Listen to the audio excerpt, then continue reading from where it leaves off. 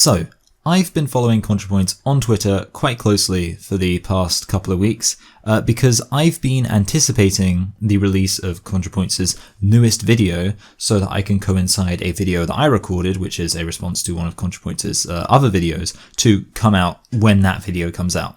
Now, some people might say that trying to ride the algorithm like that and time my releases is a little bit cynical, but you know, that's just how you grow in this game. However, if we're going to talk about things being cynical, then I've got a thing or two to say about ContraPoints. So basically, this video has been delayed quite consistently, and that's been very annoying for me because I like to upload videos quite regularly. So I've been stuck in a situation where it's like, well, should I upload some of the videos that I've recorded, you know, because I'm getting increasingly ahead of schedule, and I'm thinking, should I upload some of those videos, or does that run into the risk that before I might upload a video and then immediately after that Contra might drop a video and that will confuse the whole situation. So that's been very annoying for me. But I mean, tell you what, imagine being a ContraPoints patron. Imagine being somebody who pays money for Contra to make videos, and then you get these updates on Twitter, and they are just the most ridiculous things. It's just like, hey guys, you know, sorry, I'm running behind again. And you just think to yourself, it doesn't take that long. Like, there are a lot of things, factual statements, which I would disagree with ContraPoints on. You know, I'll admit that. But honestly, there is possibly nothing that I'm more confident in saying than that ContraPoints' videos do not take the months of work that there is between when the videos are uploaded. There is nothing in this world or the next that will ever convince me that ContraPoints is working a full standard work week very often at all in order to produce the content on the ContraPoints channel. Because what is it? It's, okay, sure, it takes more effort than my videos. Obviously, what I'm doing right now, this is going to take maybe an hour's work, maybe like 2 hours work. It's not going to take very long at all to go through this video. All I need to do is just record it, and then rendering and things like that was something that can be done in the background. So apart from that, it's just editing, a tiny bit of like syncing up the video and the audio, and then sometimes that can be annoying because sometimes due to like glitches in one or other of the recording tracks, it means that they like fall out of sync. But like, these are all pretty easy things, and the reason I do that is because I like to get videos out to you pretty soon. Like, obviously I'm not getting in the best lighting, I'm not setting up, you know, proper sets, I haven't got like cameras and different camera angles and things like that. That's all true. But at the end of the day, it is still just being sat down talking to a camera. And I've seen ContraPoints' videos, and really, they are all just being sat down talking to a camera. The actual substance of it, it's not that difficult, is it? It's just you get a camera, you point it at the person, and the person talks to the camera. Okay, and yeah, ContraPoints puts on costumes. Okay, let's ignore the fact that ContraPoints has a credit, you know, like credits at the end, and we can see that costumes and set design and stuff like that, this is all handled by other people. But whatever, okay, so ContraPoints puts on costumes. All right, you get changed into a costume. Does that really take that long? Not really. And then you just, again, continue talking. Okay, maybe there are different sets. How long does it take to fill up one stationary frame with whatever you need, whatever props you need, whatever else you need? It doesn't take that long. And by the way, we know that because there's loads of channels who do far more effort, have far more interesting kind of dynamic shots and things like that in far more interesting environments, and they get videos up way more often. So we have to come to the conclusion that either ContraPoints is the slowest, most inefficient worker ever, or there's just large amounts of laziness where no work is being done between ContraPoints uploads. You just have to conclude that. And that's fine. But then, like, what I find insane is the way that Contra, like, uploads these kind of just beggy, pathetic tweets like, oh, I'm sorry it's not up good. And then you get these comments and it's like, oh, don't worry about it. You need to prioritize your mental health, queen. And it's like, no. Well, yes, obviously do prioritize your mental health. But the way people like are talking, it's as if they think like Contra is working to the detriment of one's health. I mean, it might be true, but if it's true, it could only possibly be true because no work was done previous to, literally a few days ago. If you are having to, completely grind at the post-production so hard that you're not getting any sleep and you're talking about, how you're going to start hallucinating because you haven't got any sleep. Again, either you're incredibly inefficient or you're lying. And obviously I wouldn't be making this video if it weren't for that fact. The way that it's almost as if people think that ContraRant, somehow, and I mean, how delusional. There are people who seem to think that ContraPoints is a really hard worker. No, you can't be a really hard worker and then the end result of your hard work is uploading a video of you talking to a camera every 4 to 3 months. And I know that it's been 5 months since the last video, but let's say 4 to 3 months on a slightly more kind of average basis. And then you have comments oh, I'm never going to do a video this long before. Again, sure, obviously, I can easily, I've made videos that have quite easily gone to 2 hours. A lot of the time if it goes 2 hours, I'll split it into 2 parts. But I could easily not split it into 2 parts and it'll be a 2 hour long video. And obviously it's easier. Obviously it is just me sitting in front of a camera and recording. Obviously the editing is a little bit easier. But at the same time, if I had somebody to deal with the sets for me, deal with the costumes for me, which is what ContraPoints has, then it wouldn't be that difficult. No, deal with the lighting as well, things like that. You look at the credits of ContraPoints videos, you can see these things are all being taken care of by somebody else. So if I had people taking care of all of that, then functionally all I have to do again is sit down, okay, the set's set up, costume, lighting, it's all sorted, camera person's there, I just talk to the camera. It's not that different from what I'm doing, let's be honest. Do my videos have the best production value? No. But that's because of, if anything, just the material limitations. And then when it comes to editing, well, sure, I'm going to have to make sure that I kind of edit the shots are changing. If there's multiple shots, I'm going to have to edit between different shots. If it changes from one scene to the other, I'm going to have to edit to make sure it goes from one scene to the other. But again, I hope what you're picking up is that these are all pretty obvious things. And again, things which should not be that difficult. And genuinely, I almost my anticipation is that this new ContraPoints video is not going to be a video about gender identity, because I think Contra usually does not upload 2 videos about gender identity in a row. That's the general thing, which I tend to have observed. In which case, I'm not expecting I'll have to respond to it. But I really do. I almost feel I just want to watch it to just confirm there is no way that what's happening in this video, and that says I don't know, some kind of crazy CGI stuff going on. There's no way that this video required that much effort. Anyway, all of this leads me on to the question I have to wonder, which is, what the hell do BreadTubers even do? Because I've already spoken before about how BreadTubers are basically kind of the pinnacle of capitalists. Their entire job in quotes is that they mostly make money from owning the YouTube channel. That's it. The actual value of their labor is nothing. The amount of actual work that they're really doing on their videos is not that much when you consider how irregularly they upload.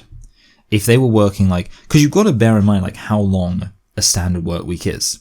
A standard work week is, I would say, either 35 hours or 40 hours. Guess what? 35 hours is a long time. That's a long time. 35 hours. You should be able to produce a video equivalent to, in quality, to the videos that any of LeftTube, you look at any LeftTube video, I refuse to believe any of those videos are more than 35 hours of work, especially considering the fact that you have other people involved in it. So these people should be uploading one video a week, right? Because each video surely is no more than 35 hours of work. How can it possibly be more than 35 hours of work to produce these videos, which are basically just people talking to cameras? Yeah, you set up the set. What does that take? Does that take 30 hours of work? No, obviously not. And again, I have to point out that these people aren't the ones actually setting up the set. They have the credits, so you can see that it's not them who are the ones that are setting it all up. They should be producing videos once a week at a minimum. But instead they're producing videos once every 3 to 4 months. So when you realize that there's not really much actual hard work going into these YouTube channels and the massive salaries that these BreadTubers are making, you have to think, well, why do they have so much money? What is the source of that money? And you realize, oh, the source of that money is that they own the YouTube channels. Like, that's it. It's that they own these channels that have a lot of subscribers, which is exactly how capitalism works. And yet these people will then turn around and criticize capitalism. You know, the person who owns the factory isn't owning money, or it doesn't earn money because of whatever work they put into it as the manager of that factory. Sure, that constitutes like some hard work, like it's hard work to actually do some of the managing of the factory, but compared to the amount of money they're bringing in, you know, they're not doing more work than the people on the factory floor and things like that. But they're making the money from the fact that they own the factory, and therefore ultimately what is produced in the factory is kind of funneled, the you know, profits from that are funneled back into the factory, and then the workers are paid. You know, it's how capitalism works. And it's essentially the exact same thing with these YouTube channels. So they are just that they are capitalists. That's what they do. And obviously, you know, I've mentioned several times now that they have people who they employ in the credits, you know, who are listed.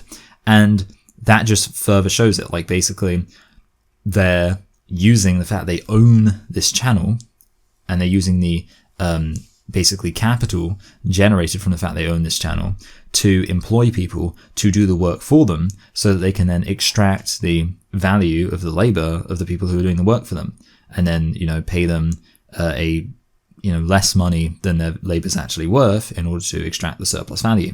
That's just really funny to me that these people are basically, you know, they'll talk about Jeff Bezos and all that kind of stuff. Is it Bezos or Bezos? I don't really know. And yet they're the same. Like, in principle, what they're doing is the same. It's just a matter of scale. Like, that's the only thing distinguishing it. They're not hard workers who are producing things of value that reflects the actual salaries they're pulling in. They're people who own massive YouTube channels that bring in huge amounts of money, just because whatever they produce is automatically going to bring in views. You know, it sort of reminds me of like those, there's so many kind of like content farm YouTube channels, like channels that just have like millions of subscribers, and they just produce rubbish videos, but just because they have so many subscribers, it's kind of like they're going to get enough views anyway, like, you know, Watch Mojo, and there's like life hack channels and things like that. And you just think, ultimately, what are they getting the money from? Is it from their hard work? No, it's from the fact they own these YouTube channels that basically have millions of subscribers. So they don't really need to do hard work. They're just going to get enough views anyway to get this money, you know, get that bread. It's kind of ironic that they're called BreadTubers, because I guess they are all about getting that bread. I sort of always assumed they must have some sort of side hustle. My general assumption had been that most of them probably are gamers on the side, on Twitch or something like that. Mostly because I've seen, for example, like H-Bomber Guy has an interest in playing games, and I think that Sean has also shown that he has an interest in playing games. So I was like, okay, maybe they're just kind of streaming on Twitch most of the time, playing games. And I was like, well, if they're doing that, fair enough. Like, I mean, I would say it's not really work, but, you know, I guess like it's producing something that people enjoy, and it does actually take time. But certainly for some of them, it seems like that's not even the case. So you have to kind of realize that what they must be doing with most of their time is just nothing, which is it's really bizarre to me, because my attitude towards YouTube is I think that YouTube is this fantastic thing which allows you to monetize almost anything that you could possibly find interesting. And when I imagine kind of the idea of being successful in YouTube and making enough money in YouTube that YouTube could be something I do full time, all I think about is all the like things I would want to do if that were the case. Like all of the things I'd want to start doing, all the things I'd want to produce. I think about, for example, how I'd want to, really get into reading a lot of stuff so I can kind of, learn a lot more. How I would want to, probably produce like a live show, something like that, like start streaming live shows every week or so. you know, like, suffice to say, like, I've had like all of these plans in my head, and also like other channel ideas. For example, I've thought about, you know, I really like films, so I do like the idea of doing film reviews and things like that. But yeah, definitely like doing all of these things. And the funny thing is, I've even thought to myself, like, you know, oh wow, it would be really good actually if I could. And obviously, you know, this is all complete fantasy because I don't think I'd ever get to this level. I don't think I'd even get to really, I think the full-time level is a bit unrealistic. Maybe half-time, that would be really cool. I've even thought to myself, it would be great in a kind of fantasy scenario where I actually had enough that I could pay like two full-time wages, and I could bring in, say, like an editor or maybe even a researcher, and that way I could produce like twice as much. Like, and I could, you know, I could have somebody editing, and that way, for example, like I could do, for example, a film channel, but I wouldn't even have to like dedicate as much time to it because I could have an editor or something like that, you know. I just think to myself about how if, you know, to the extent that YouTube could ever be my job, I always think to myself, like, imagine how great that would be in terms of the things that I would be able to commit to doing and how much I would be able to do. And obviously for me, I mean, recently I've had to kind of cut down what I've been doing a little bit just to slot in some kind of stuff that does prioritize my mental health. So I added in a lot more kind of like time for just sort of socializing with people, because before I kind of just had it so I was like just working, like either reading about stuff or, you know, recording videos and editing videos or scripting projects I was working on. And I do have a few other kind of YouTube channel stuff that I do as well. That's kind of, it was just like wall to wall, just that. And I realized like, no, I probably need to add some stuff. So I added in like some time to like socialize with people and things like that. And also like a bit more time for like exercise and meditation and journaling and things like that. But the point is, my instinct is to just think like, wow, if I could do YouTube full time, think about all the things I could do, you know, all of the content I could produce, you know, and that's just, it's a really interesting idea to me. And it's really bizarre to me when you think about the fact that YouTube is something which allows you to do anything and basically make money off of it. You know, if you have a large YouTube channel, you could make a series where you review books. You can make a series where you play video games. You can make a series where you talk about interesting philosophical ideas that you've kind of discovered and you find really interesting. You could do stuff that's cooking and things like that. Like if you have a large YouTube channel, you can basically transition it into really covering any kind of thing you want. So what does it say about somebody when they have a YouTube channel that pays way more than enough for like living wage, and they reveal that what they want to do is mostly just nothing? How kind of devoid of creativity and insight does it reveal that person to be when they say, you know what I want to do? Just nothing for most of the time. Just be lazy for most of the weeks, and honestly, like probably even full on months that I'm being paid by my patrons, and just like every now and then I'll throw together a video where I talk to a camera, but you know, I'll get some nice lighting and some set design and some costumes and things like that, just so it'll look kind of good. Maybe even a few like effects, like, you know, maybe some flashing or explosions and stuff like that, which almost certainly I would imagine are being done by a kind of CGI artist. But it's like that's what you want to do. And it's like, what does that reveal about the kind of person you're dealing with? I would say it doesn't really reflect well on them. And then you think, for that person to then go out and actively foster and actively encourage this suggestion that they're in fact somebody who works so hard that they have a negative effect on their own mental health. And rather than coming out and being like, hey guys, sorry that I'm a completely lazy, unproductive, complete waste of your time and your money, if you're giving to me on Patreon, sorry for all of that. Instead you come out and go, oh, hey guys, I've been working so hard and I just can't get the video up on time. Cause like, it's so difficult to edit because like, I mean, think about it. It's got to take like more than 2 hours, and you're just like, no, like how can you be so, it's kind of like, how can you be such a transparent grifter and then still have people support you? And I don't know, yeah, it's just, I feel like people might say that this is a case of kind of sour grapes, where it's kind of like, my sense is like, well, I wouldn't take the complete mick if I was financially successful on YouTube. I actually would put in hard work. I actually would make lots of videos because I have lots of things that interest me, because there's so many, like literally I'm getting like this massive backlog of videos that I need to react to and stuff like that. And I'm getting stressed out about the fact that I'm waiting for Contra to upload this video so that I can get back into uploading my videos regularly and things like that.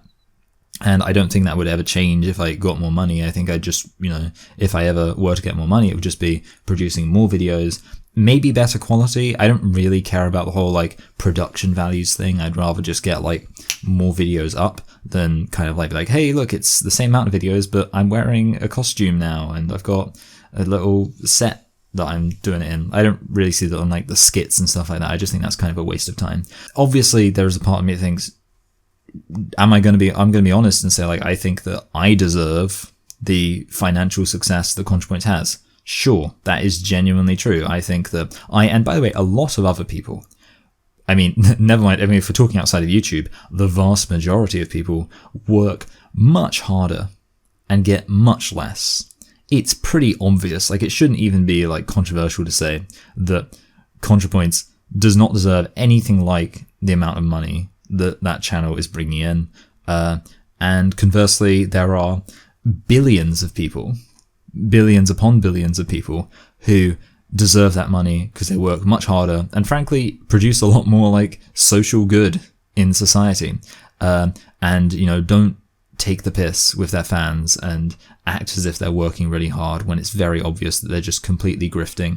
So yeah, like, I mean, is it kind of sour grapes? Well, I would say, if anything, it's more of a sense of just like social indignation at the reality that this is the kind of society we live in.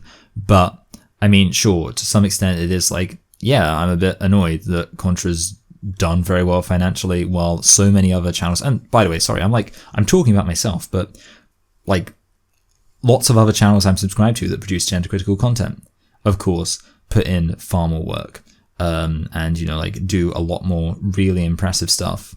I don't think I'm trying to think if there are any kind of gender critical channels that really commit to like the same kind of levels of like production value that you would typically see on your average BreadTube video.